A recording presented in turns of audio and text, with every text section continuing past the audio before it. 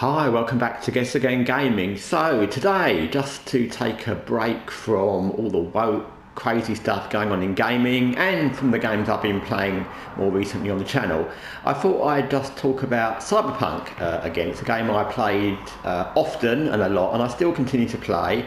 I probably mentioned on the channel that it's not that usual that I play a game right through because I get distracted by so many games, but it's a game that I played for long periods of time, so that's a good sign. It's like Witcher 3 and many games like that where I play at least for weeks, and then I'll move on to something else, then I'll just casually go back to it.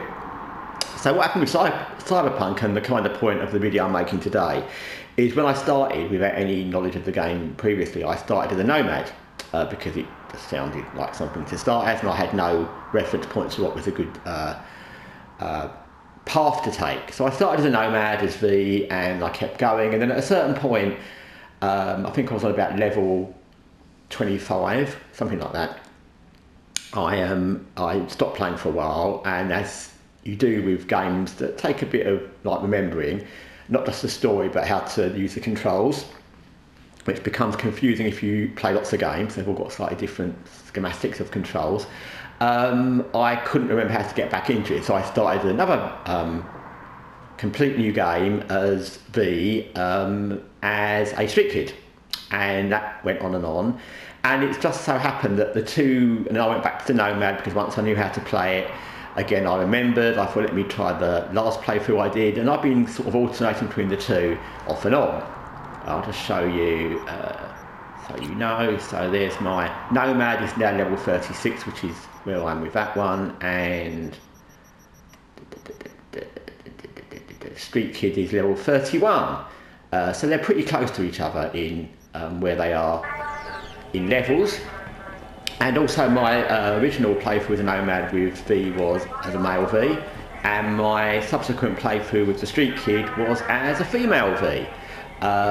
Because I just thought I'd be different and I'd like to try it in a different way. So all I can say, and this is just an overview, it's just like a thought, it's not anything serious, is my thoughts on playing different characters and different sexes, and just different playthroughs. So the first thing I'll say is I think that in general the way you play will be pretty similar whichever character you are. That's not to say they don't have different things, but I think in general the actual day in, day out playing of the character will be pretty similar. However, that will change based on I think it's different if you're playing as a female or a male. So what I mean by that is obviously romance options, but it's also just how you talk to people and how you relate to people. So, you know, the different characters, whether it's Riverwald or whether it's Panam or whether it is Judy, they all relate to you differently, and how you will relate to them will be different if you're male or female, obviously. I'm not just talking about the romance options, just as friends or what you might say or do.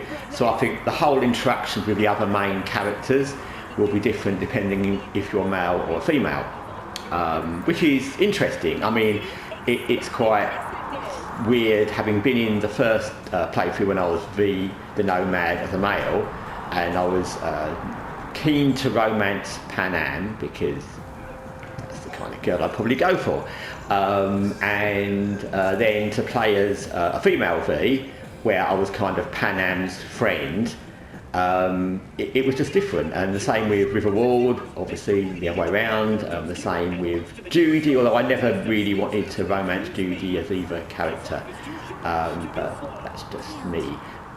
In fact, as the female V, I didn't really want to romance anybody. But anyway, so I think that's the first thing that will make a difference. Your sex will very much determine how you interact as a friend, or obviously romance options with different characters. And I think the second thing, let me just go through this little alley.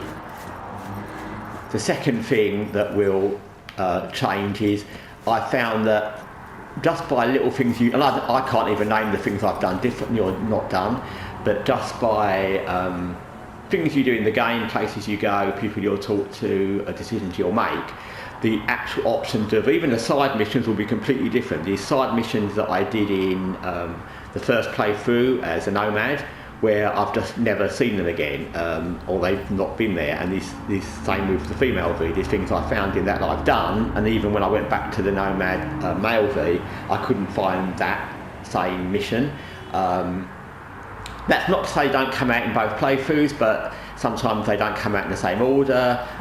Things come out in different orders. There's a few things that have come out in strange orders, actually, but I'm not going to go into that because that would be under spoilers. But yeah, I think it's definitely a game, I would say, apart from the actual character path of Nomad and whatever, which I can't say is going to make a huge difference from what I've seen. Definitely, I would definitely recommend you play through it as a male and a female. I think that makes a massive difference. I think more in this game than almost any game. There's many games I've played where you can start as a male or female character of your own making, and you can be who you want.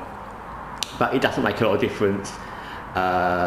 Maybe down on the line of the game is a bit of romance, but it's not quite as in-depth character driven as this game. So I think of all the games I've played where you've got the option to be a male or a female, this is the one where it makes a big difference to your playthrough, as with friends, as with any kind of relationships, romance, which sex you are. So that's the first thing. And like I said, regardless of which path you're taking as a Nomad or a street kid, and there's another one I can't remember what it is. It's like a Corpo, I can't remember what it's actually called, maybe it's not called that, but I think you will come across different missions, different things to do, different decisions will knock out one thing you could have done and open up another. And it's just interesting. So like I said, this isn't a video it's just a video I wanted to make because this is where I was in the game, and I thought actually it's quite an interesting comparison. So that's kind of all I wanted to say. Like I said, Cyberpunk is a game I like a lot. I think I mentioned before a long time ago on this channel, I found that I do like this kind of mix of tech and stealth and shooting. I would say this has got lots of things in common with Watch Dogs Legion. Watch Dogs Legion is a much easier game to stealth than this, for many reasons which I'm not going to go into because they're not that amazingly interesting. But yeah, I just think the tech in this, although you can do things theoretically to knock out cameras and all that kind of thing, they're often more geared to exploding and giving people viruses and making them commit suicide, and they're not really as easy to stealth the whole mission, whereas in Watch Dogs Legion it's quite easy to do either, but that's just my opinion. But anyway, but I like that kind of game, I decided. So anyway, that's enough about Cyberpunk and Watch Dogs Legion for now. Thanks for watching Guessagaingaming. Till next time, take care for now.